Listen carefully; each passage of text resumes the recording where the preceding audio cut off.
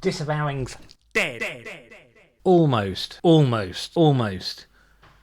But what is disavowing? Let's look back in history for a little while. There was a time when, in ye olden days, some people were buying links off mysterious whole big networks of some fairly sketchy websites. Weren't seen as sketchy by many people at the time, but going back to an age where people thought fooling Google would be the best way to do SEO, some people spent a lot of money buying links on link farms and private blog networks and loads of other things like that. And it's essential to remember those people knew they were doing black hat SEO. They knew that they were doing something Google probably wouldn't like. The problem was a lot of them got to the point where they'd spent an awful lot of money, potentially spent an awful lot of their clients' money on buying these links. And in a surprise move, and I'm paraphrasing and smushing lots of complex things together into one simple thing, Google said, we know what you've been doing, but instead of burning you all with a cleansing fire of de-indexing, we're going to give you a second chance. If you tell us where the links you built are, we'll ignore them when we figure out where to rank you. Now, quite naturally, this sector of the SEO community is a little restrained when it comes to just sharing all their information with Google. So a lot of people just didn't. But for those who wanted a second chance, who wanted to hold up their hand and say, I think we made an innocent mistake, Google created the Disavow tool. This is a tool where through Google Search Console you could go and upload lists of all the sketchy links you'd bought, and Google might or might not ignore them. Why didn't they tell you if they're going to ignore them or not? There's a really good reason behind that. If Google was to tell you which sketchy old links they're going to ignore, you could theoretically put in, upload large lists of, let's say, for example, the websites that were selling the sketchy links, and then Google would tell you which ones of those they were going to ignore and which ones they thought were okay. So it's one of those cases where Google is very open and honest to a certain extent, but isn't going to make it really easy for people who want to try and pull the wool over their eyes. So this is how the Disavow tool came about. It sort of fell into favourship with good SEO practice because any website that's been around for a long time can attract a lot of sketchy links anyway.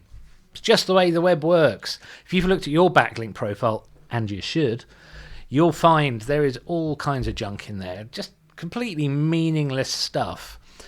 But, as Google's got better, they know in a much more straightforward way what they can ignore and what they should pay attention to. They know the web just spawns all these really rubbish backlinks. So largely, we think they ignore them. They say they ignore them. But as a yet another caveat, the world of the Google algorithm is so big that we can't always be sure. And the shocking truth is, nor can Google. So Google stopped talking about this Disavow tool after a while. They just sort of didn't really mention it much. And when they brought out the new style Google Search Console, the one we call the domain Google Search Console, as opposed to prefix or suffix, the old one, it wasn't a massive surprise to see that the Disavow tool was no longer there. It hadn't been migrated over to the new style of Google Search Console. Still available in the old style, and for some reason the old style Google Search Console is still available. So sometimes, we've done it in the past, we would see that a client had accrued a whole load of just meaningless low value backlinks. So occasionally, if that number started to grow, we would drop in a disavow request, and then nothing much happens. We don't know for sure if Google even looked at them, if they took them into consideration. I doubt when we did this, for example, on a test on one of our test accounts, that just a 25-year-old domain that had accrued a load of junk. We submitted the disavow list after doing some research in Semrush, And I'm under no illusion that Google didn't call an extraordinary meeting. There wasn't a darkened room with loads of Google engineers looking round at my Disavow tool to decide what to do with it. So they just disappeared. Google stopped talking about it. But the internet and the world of SEO being what it is, people in SEO like to just press buttons with people who work at Google, ask them questions, push them. In some ways, I feel a bit bad for people like John Mueller, who just gets pestered all the livelong day with very specific questions. But then I remember I've seen his robots.txt file, and that's interesting. Did a whole podcast about that on the SEO or Die podcast. Go look that up. It's fun. It's a fun robots.txt. My point is, the people who work at Google aren't perfect. They're human beings. But occasionally they get pushed hard enough that they will give a response. Sometimes I think our polite exasperation. And that happened today. Somebody said, why is Google something about, are you going to just kill off the Disavow tool? And John Mueller at Google said, probably, eventually we'll just bin it. Well, I'm paraphrasing again. He didn't speak with such a richly led Suffolk accent as I do.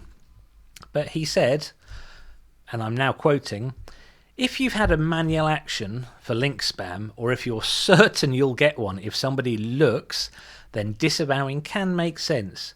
But most spammy, paid, placed, swapped links are just ignored now. There you go. Google is always evolving. There was a quote, I think it was from John Mueller just a few weeks ago, saying if you get to the point that you're going to disavow your links, then you should stop and go and find something more useful to do. So there you go. There's a little bit of background on disavowing, how it came about, how it was used. Now, at this point in any YouTube video or podcast or LinkedIn video or whatever, we're supposed to say, now here's the alternative.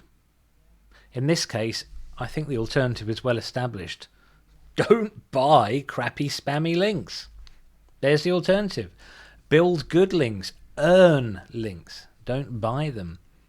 There you go. Hope this has been entertaining.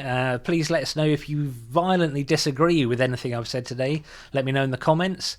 I also want your perspectives. Everyone's had a quite different experience to the Disavow tool, and I want your experience, if you have one. If not, and you're still watching this video, what are we, 8 minutes into it, wondering what I'm talking about, then, well, I celebrate your curious spirit. Please subscribe. Thanks for watching. Give me your comments. And remember, tell your mum.